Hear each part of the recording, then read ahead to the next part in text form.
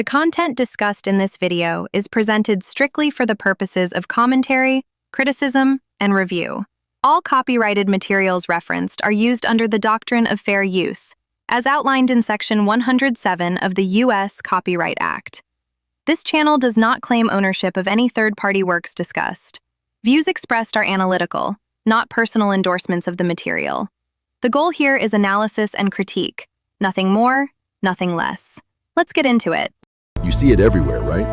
On bumper stickers, flooding your social media feeds, even stitched onto those decorative throw pillows. Oh yeah, the good vibes only ones. Exactly, good vibes only. Or look for the light, stay positive. We've developed this massive, almost, compulsive modern obsession with constantly running toward the bright side. Right, and outrunning our shadows. Yeah, completely outrunning them. But I want you, the listener, to stop and ask yourself right now, what exactly are you losing by constantly running away from the dark? That's the real question. Are we accidentally escaping the exact experiences we actually need the most? Welcome to the Book Dive. Today we are going on a profoundly different kind of journey. We really are. We're exploring the psychological and alchemical mysteries hidden inside Stanton Marlin's incredibly dense, fascinating book, The Black Sun: The Alchemy and Art of Darkness. It is a remarkable and honestly a very challenging text. Yeah, it's not a light read. Definitely not. We are going to be unpacking excerpts from Marlin's work, along with a very revealing foreword written by David H. Rosen. Right. The source material is this rich, sometimes really heavy blend of intense clinical case studies, ancient alchemical history, and deep artistic analysis. And our mission for this book dive is to guide you through what can really only be described as a terrifying, but absolutely necessary psychological descent into darkness. We want to discover why the absolute darkest, most difficult moments of your life aren't just, frustrating obstacles you have to overcome to get back to normal. They aren't just detours. Right. They are actual destinations. Destinations that hold a hidden, transformative light of their own. I know that delving into dark psychological topics, things like trauma, severe depression, the absolute shattering of the self-identifying, it can sound intimidating. Oh, absolutely. And that fear is completely valid. It is a natural human instinct to flinch away from pain. Of course it is. But I promise you, if you stay with us on this intellectual journey today, we are going to explore a framework that redefines that pain, not as a dead end, but as a vital origin point for creativity and genuine renewal. Okay, let's unpack this. Let's start with this collective obsession we have with positivity. Marlin frames this historically, talking about the Sun King archetype. For thousands of years, across, countless cultures, the sun has been the ultimate metaphor for all things good. Light equals consciousness. Right, rationality, progress, purity, and by default, the dark is simply the absence of those things. The dark is where the monsters live. Right, it's supposed to be feared, repressed, and conquered by the light. Conquered, exactly. But the early alchemists understood a critical flaw in that logic. They knew you couldn't just have light indefinitely. It doesn't work that way. No. To create the Philosopher's Stone, which for them was the ultimate symbol of transformation and psychological wholeness, the dominant king, or the ruling conscious ego, has to be dethroned. Wow. The king must undergo what they called mortificatio. Which sounds intense. What does that actually look like in practice? It is a torturous, painful process of death and rotting. The primitive literalist ego basically has to be broken down. Deafened, just dismantled. Completely.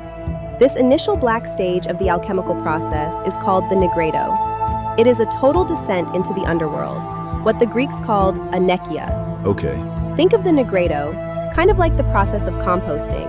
You take all the garbage, the dead leaves, the decaying scraps of your life, and you just let it rot in the dark. Yeah, and composting isn't pretty. It's not. It smells. It feels like destruction. But only out of that breaking down process can you get nutrient-rich soil. You can't just skip to the soil. You cannot bypass it. The alchemists believed that before anything new and pure can be born, the old, rigid structures must be reduced to absolute blackness. And the text makes it very clear that trying to skip that composting phase is actually dangerous. Very dangerous. I remember reading about a specific clinical case in the source material that really stopped me in my tracks. The woman with the dream. Yes. Marlin describes a patient of his, a woman who had this incredibly vivid dream where she is standing on the earth, but she just wants to fly. She wants to ascend into a spiritual realm, to be a creature of the air and the light, totally detached from the heavy, painful reality of the ground. She's essentially trying to float away from her trauma. What's fascinating here is that her dream perfectly illustrates the danger of the Sun King mentality. Hush. Her desire to escape the pain and the heavy darkness of the earth is a complete flight from reality. Psychologically speaking, when we refuse to engage with the dark side of our psyche, when our spirit tries to completely detach from the body and the earth, the psyche doesn't just politely let it go. It fights back. It forces that repressed darkness to manifest. Right. And I know she ended up doing an active imagination exercise to try and visualize what was happening inside her. What exactly came out of that exercise? Because the way the book describes her state of mind at that point is chilling. It is a deeply unsettling image. She drew a brilliant sun, but it had a dense, pitch-black center. Like a void. Yes, and radiating out from that black center were these terrifying, long, fibrous tentacles reaching throughout her body. Oh, wow. She actually felt compelled to draw it twice, because the first time wasn't menacing enough to capture what she was feeling. It wasn't dark enough. Right. The second drawing added a blood-red field, and these circular black shapes that she described as the suckers of a giant octopus, trying to devour her from the inside out. Wait, and the book connects this drawing to something physical, right? It does. Because David H. Rosen points out in the foreword that this image of an exploding black sun was linked to her severe suicidal feelings, but it also seemingly foretold a physical brain aneurysm. Yes, that's correct. She suffered an aneurysm in the anterior region of her brain, barely survived, and lost the sight in one eye. Are we really saying that ignoring her psychological darkness literally caused a physical brain aneurysm? That sounds almost supernatural. How does the author justify that connection? It's a crucial question, and it's less about the supernatural and more about the profound, undeniable link between the mind and the body. The text isn't necessarily arguing a direct, linear cause and effect, where a bad thought just bursts a blood vessel. Right, that would be a stretch. Rather, it's illustrating that when the psyche is pushed to the absolute brink, when the invigorate is so violently repressed, the tension within the entire organism reaches a breaking point. The pressure just builds and builds. Exactly. The exploding black sun she drew was a perfect mirror of the literal explosion waiting to happen in her physical brain. It is a profound illustration of the raw danger of the black sun when it acts as a spoiler of life. Because it demands to be felt. Yes. When we try to bypass the painful descent and live only in the light, the darkness doesn't vanish. It solidifies. It becomes an unbearable weight. So if the darkness doesn't explode outward like an octopus, it can crush you inward. Precisely. That connects directly to another incredibly heavy case from the text. There was a Catholic priest in long-term analysis. Oh, the priest, yes. Outwardly, he was functioning, but inwardly, he was gripped by this chronic, deadly complex. He felt like he was trapped in a literal black hole. He felt that a vindictive sun was physically burning him. He couldn't even go out in the normal daylight like everyday people. He was completely stuck in this overwhelming state of decay. This crushing, leaden weight he was experiencing is directly connected by Marlon to the mythic figure of Saturn. Saturn? In alchemical and mythic traditions, Saturn is the planet and the deity most closely associated with melancholia, the skull, the harshness of winter, and the ogre who literally devours his own children. The ultimate symbol of heaviness. Precisely. Saturn represents the absolute loss of hope. It is the cold, uncaring face of the universe, where no human warmth exists. It sounds so bleak. It is. In the alchemical process, the Saturnian experience signifies the absolute death of the ego. The priest wasn't just sad. His entire sense of self, his ego, was being crushed under the gravitational pull of a black hole. Here's where it gets really interesting. Because how can that possibly be anything other than a terrible pathology? We are talking about a man who feels like the sun is actively trying to burn him alive. That is the pivotal shift in this book dive, and it requires us to look at suffering through a completely different lens. Okay. David H. Rosen introduces a concept in the foreword called egocide. It is a vital but delicate concept. Egocide is a terrifying word. We need to be very careful here, because when people hear a term like that, especially in the context of severe depression, it sounds incredibly dangerous. It does. Which is why Rosen explicitly states that ecocide is not literal death. It should never be confused with physical suicide, and it should never be romanticized as such. We are talking about real, gritty human suffering here. So what is it then? Egocide is the symbolic death of the false self. or the dominant ruling ego that has completely exhausted its usefulness.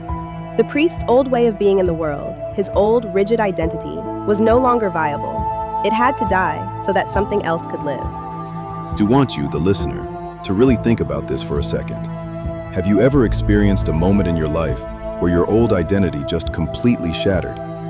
Most of us have, in some form. Maybe it was a devastating job loss that stripped away a title you based your entire worth on, or a terrible breakup that left you completely unmoored, not knowing who you were without that other person. Or a crisis of faith. Exactly. A profound crisis of faith where the worldview you trusted suddenly felt empty. In those moments, the pain is so acute, it literally feels like you are dying. And psychologically speaking, a part of you is dying, but that shattering, what the alchemists called putrefactio, is essential.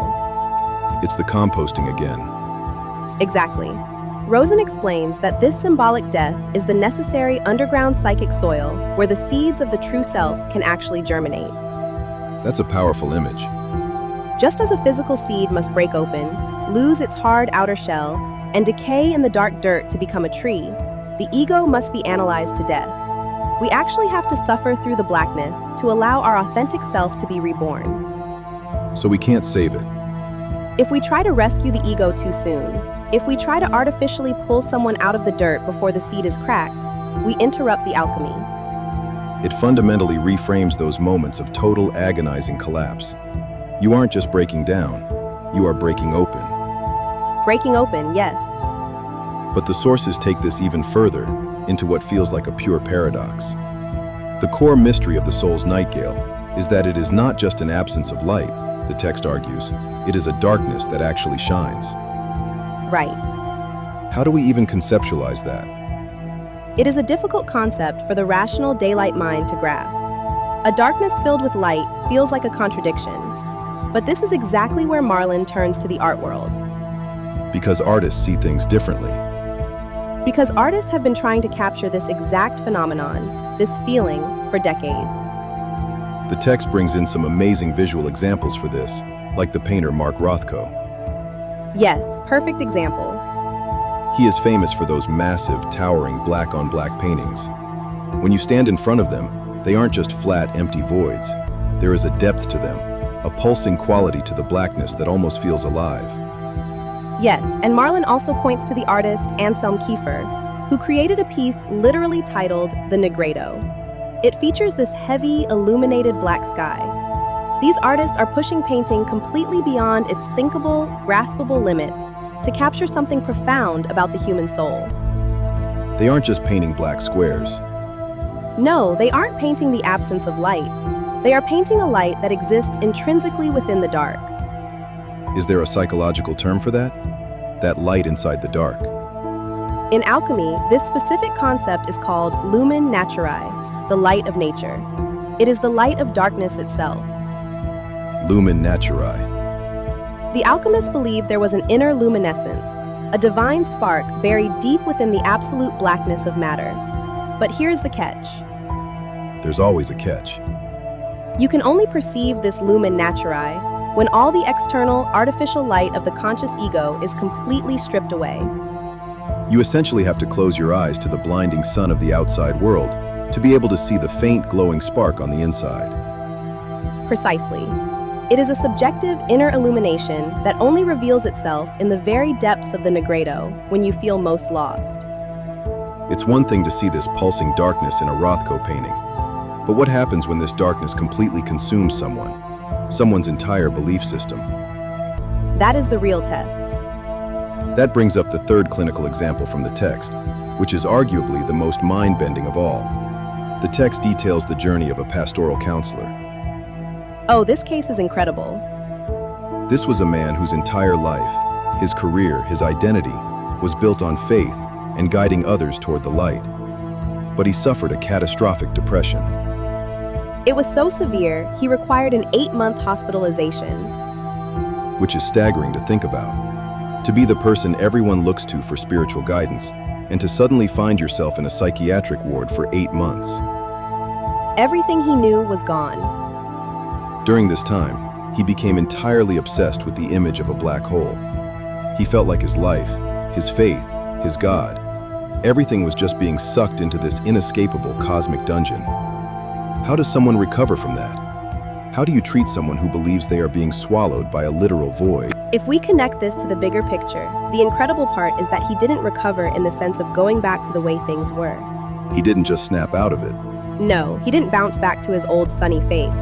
His journey through the black hole led to a massive spiritual and psychological evolution. He actually converted to the Russian Orthodox Church. Because he found a theology that actually made sense of the darkness he was experiencing. Exactly. He began exploring the concept of the Taborian light. In Orthodox theology, this is an uncreated divine light. He starts studying the mystical theology of a 5th or 6th century philosopher known as Pseudo-Dionysius. And the core of this theology is the idea of divine darkness.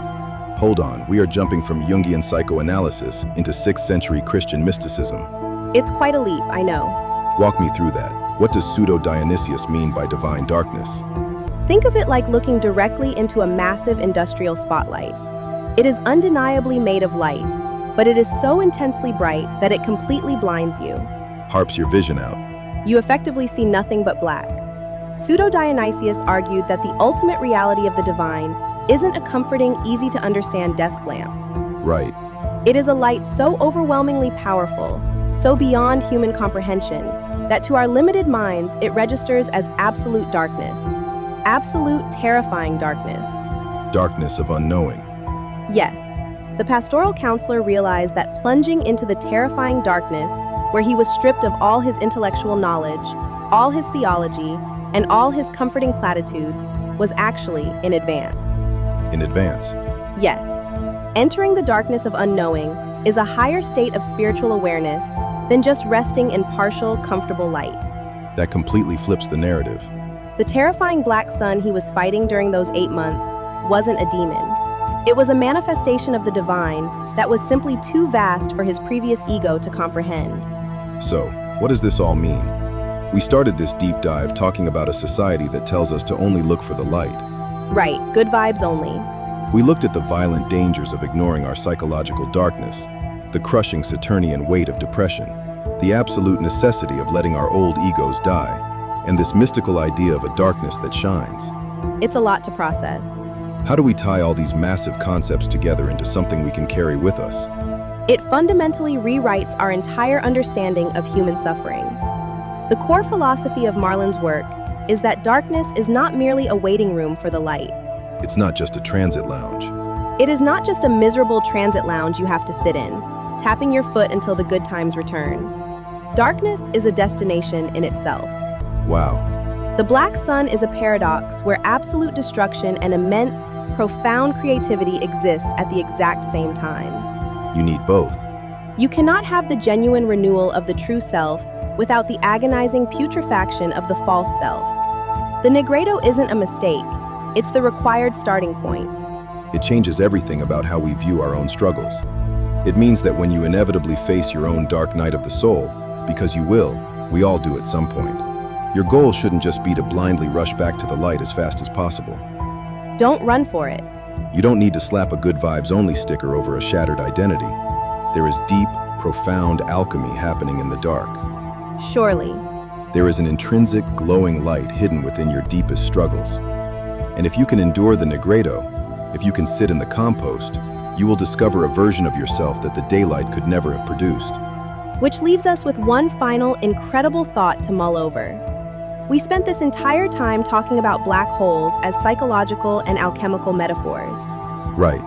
But let's look at literal, physical black holes in outer space. For decades, the absolute scientific consensus was that they were just windowless cosmic dungeons. A one-way ticket to nowhere. Their gravity is so intense that they swallow everything, even light, and nothing ever escapes. The ultimate inescapable void. But recently, the Hubble telescope captured something that completely shocked the astronomical community. They observed energy and light literally pouring out of a black hole into the surrounding universe. That's amazing. It completely subverted our understanding of how these massive cosmic entities function. So I will leave you with this. Okay. If the most destructive, crushing, inescapable forces in the physical universe are actually emitting radiant energy, What kind of hidden, magnificent light might be waiting to burst forth from the darkest, heaviest black holes inside your own mind? That is an unbelievable image to leave on. Thank you so much for joining us on this deep dive into the Black Sun. We hope it helps you find a little bit of your own Luminatre the next time the lights go out. Take care of yourselves, and we'll catch you on the next book dive.